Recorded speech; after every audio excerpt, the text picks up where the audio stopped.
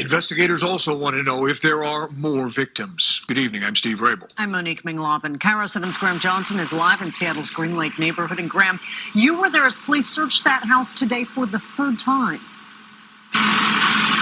Yeah, police say they've already been through the house, but they wanted to go through it one more time to make sure they didn't miss anything, because they say the three men here are hoarders, and they have collected some interesting things, including this Model A that you are seeing here right now. This is the second old car we have seen pulled out of the garage here. A few hours ago, we saw a car that was built in 1939. The Packard Super 8 that Seattle police removed today from this home near Green Lake is roughly as old as the three brothers who lived here. The Emorys, 82-year-old Charles, 80-year-old Thomas, and 78-year-old Edwin, are in jail, charged with child sexual exploitation. A little bit horrifying, just because every day there's kids playing along these streets. Today, neighbors witnessed the third search of this property by Seattle police as their investigation grows. We're hearing from an awful lot of people now, and we definitely want to hear from anybody that has any information on this. Captain Mike Edwards told us the case that began with a relative finding evidence of child exploitation while cleaning this home is now leading to new tips and contacts with other police departments. Among the most interested, Sheriff Rick Scott of Grays Harbor County. Since 2009, he's been investigating the disappearance of 10-year-old Lindsey Baum. We're certainly very interested in what's developing and the searches that will be conducted and have been conducted at that Shelton property. Scott tells us a major search is being organized for Saturday of this 15 to 17 acre property in Shelton, the home of a fourth Emery brother who is now dead. Scott says investigators found a Lindsey Baum missing person flyer in the Shelton house, which is a half hour away from Baum's hometown of McCleary. Scott says that in itself is not a major find because the flyers were widely distributed at the time. But he notes the Emerys had other relatives in Grays Harbor County. They would have had an opportunity to be in the McCleary area at the time of Lindsey's disappearance. They certainly would have been the type of people that would have victimized a girl her age. This is a call for an uprising. Welcome to today's show. As you saw right there, this story has broke a few days ago about these three older brothers who are believed to be involved, at least they've been convicted on or arrested on the exploitation of children. Now they're investigating further to see if some of the missing children in the area is, these stories could be possibly related to these brothers. There's also stories, obviously, involved in it where people who are family members have been sexually abused by these men. And what's the one thing that's always left out of these stories? I mean, you could see it right there in fine print, but you don't hear the anchors harping on it. You don't hear anybody else out there harping on it. And it says it right there. Police say that detectives found Charles's manifestos about satanic rituals, kidnapping, raping, and killing girls that led them to dig under sheds, searching for evidence of potential murder. So in addition to finding all of this child pornography that these creepy old men have, they find more evidence that connects them to satanic rituals. Yet remember, we're all the crazy ones. What's crazy about it is we're trying to protect children and make people aware that all of these children who are being ritually abused do exist. There's a story there. They're not all making it up. And stuff like this comes out and it says it right in plain sight, just like with the West Memphis 3, right? Talking about, oh, they had a blood contract with Crawley. Oh, all that stuff gets swept under the rug, right? It becomes about different things. It becomes about, oh, well, it was about the clothes they were wearing and how they were different. And it shows you what a dumbed down society we live in because everybody ate it up. Oh, because they liked Metallica and they liked Eddie Vedder and Pearl Jam and all these bands. Because of that, these kids were wrongfully accused. Despite there being enough evidence to arrest them, despite all of this other stuff that connects to pedophilia and the occult and Crowley. And it gets swept under, right? So here's another thing to consider, because I've said this before. We all look, if you want to walk through life with your blinders on, that's fine. You can do that. If you find salvation through Christ, you can walk through life and you don't need to know these things. But we tend to naturally look at the elderly as these innocent, nice people. And a lot of these old women are old witches who are doing this to their granddaughters. You've seen some of the videos I've done reporting on cases where grandmothers who are in their 70s are prostituting out their grandchildren into these covens, and also being involved in the sexual abuse in their 70s and 80s. Well, here's another story. We have 3 men, 82, 80, and 79. Right? So when you see like people like this, you just go, oh, it's just an old guy living out his days. No. Because when they're in their 30s and 40s and performing these rituals, and now just because they're 80 doesn't mean they stop. We have to think like that. Look around like that. Be aware that these people are lurking everywhere. Don't leave your kids near these people. You can't trust in these people in this world. And people go, well, it's a small majority. No, it's not. It's a large majority of these people. This is spiritual warfare. The Bible didn't say it's going to be 99% Christians and then this 1% of bad people. I mean, this is mixed pretty evenly throughout. The problem is that they're cheating in this spiritual warfare. You see, they're not playing by fair rules. There is free will. God gave us all free will. We all know that, right? And these Satanists and these occultists, Luciferians, whatever you want to call them, they made the decision, right? And they picked, then chose to turn their back on God because God gave them that free will. But they're not playing by fair rules because they're manipulating the public into thinking this isn't real. So they're deceiving them at every corner with evolution, atheism, all of this stuff. They're deceiving people into thinking none of this stuff's going on. And that's really what the falling away is about. So many people fall away and become lukewarm because they don't even know that spiritual warfare is going on, even though they're told this in Scripture. Because they're being manipulated by the media around the clock. They're being manipulated by these lies and the real fake news, which is the TV. And they push fear, fear, fear. And what do they leave out? They never mention Christ.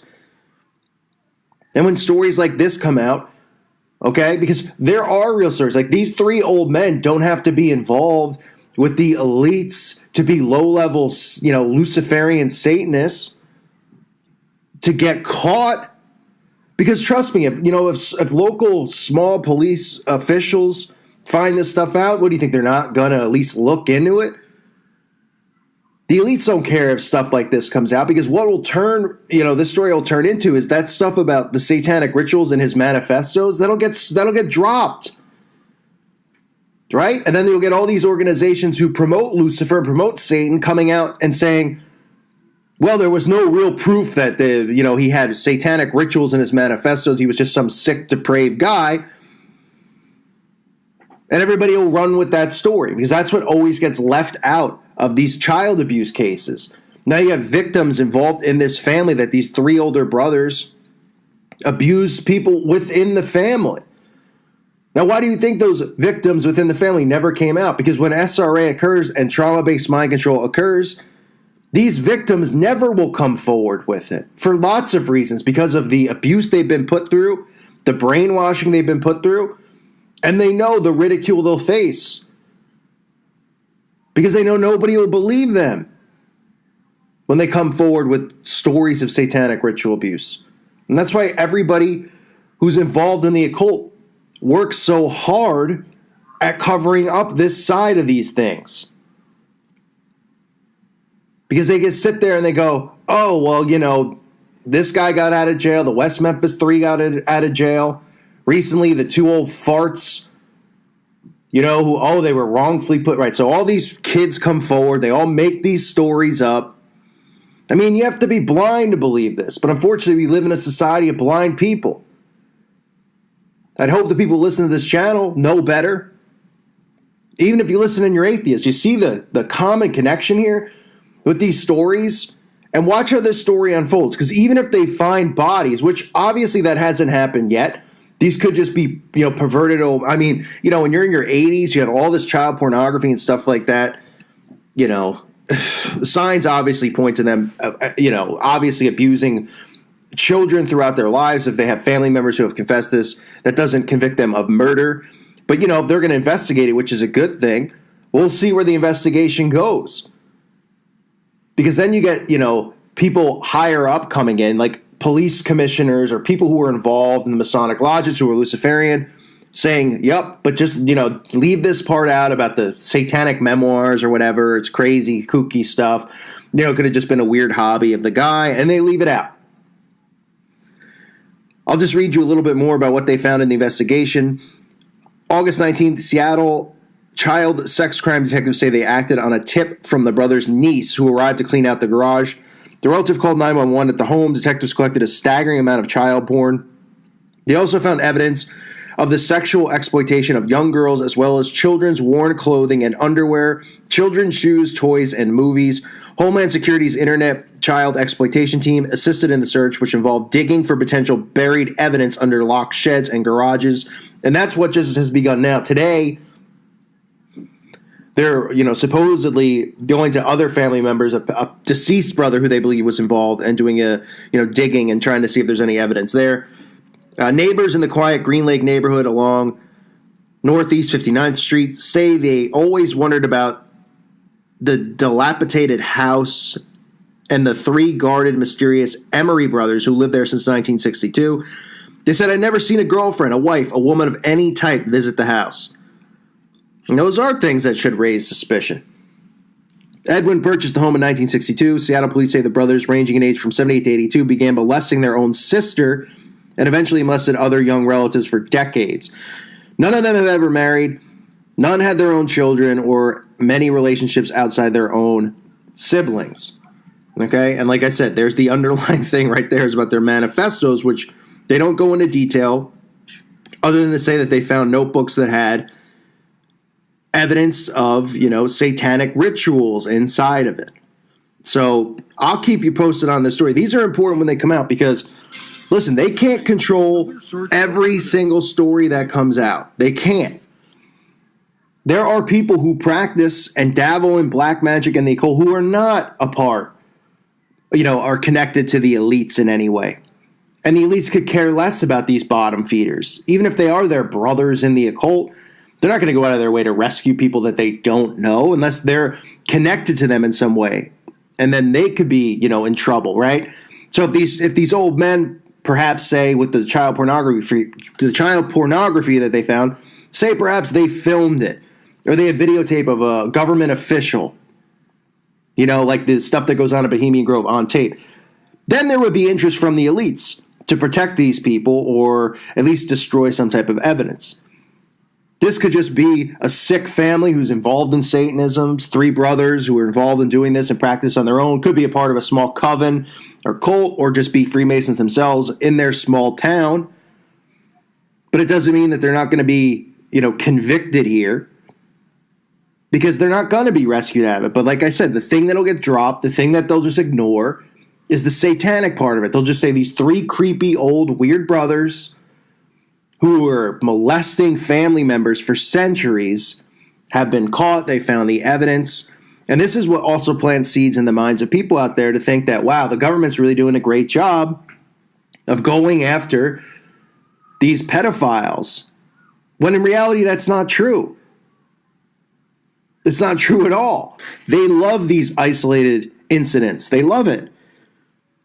Because this is just stories that come out where people go, good, we're going to take care of some of these pedophiles. It makes it seem smaller than it is. And they can point the blame at just some weirdo freak family who, is into incest and all that stuff. And just some weirdos, right? That's what the elite loves. Had they gone in there and found all of this stuff, all of these pentagrams and black, evidence of black magic, and stuff like that, they wouldn't be very thrilled, but because it's just, hey, they found a lot of pornography. Oh, by the way, they found satanic memoirs. They know they can kick that under the bed and nothing will happen and that kind of stuff. That story will not be the focal point of this when it should, the children should be the first focal point, of course. But that should be something that's emphasized because it's a common theme in all of these stories that come out. The common theme is, the victims are either claiming to be taken to these places, involved in rituals that resemble Eyes Wide Shut with people in Druid robes and masks, drinking of blood, cannibalism and all that stuff. That's either that side of it or the other side where someone's arrested, just like the West Memphis 3, and they find blood contracts with Aleister Crowley, right? But we're the crazy ones. Remember that. So I'll keep you posted on this story. I wanted to share it because it's just more and more when these stories come out. You could read between the fine lines and you'll see something there about satanic, ritual, satanic cult, spells and all this stuff.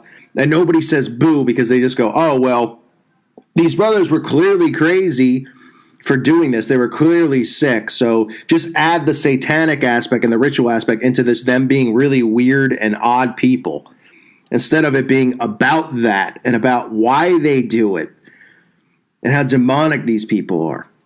I thank you for listening to today's show. I just want to thank everybody again who's supported the channel. My Patreon link below. Anyone who feels led to support it, it's greatly appreciated. The censorship continues on, but I will continue making videos.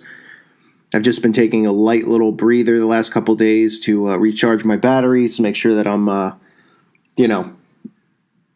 not going to hit a burnout with some of the stuff, because sometimes, you go months at a time reading books, doing videos, and you just got to make sure you don't burn out when talking about this stuff. So just been in prayer and doing some things. So trying to keep myself away from this for a little bit. But I want to thank everybody again who has supported the channel. Love you guys. Thanks so much. God bless all of you and your families.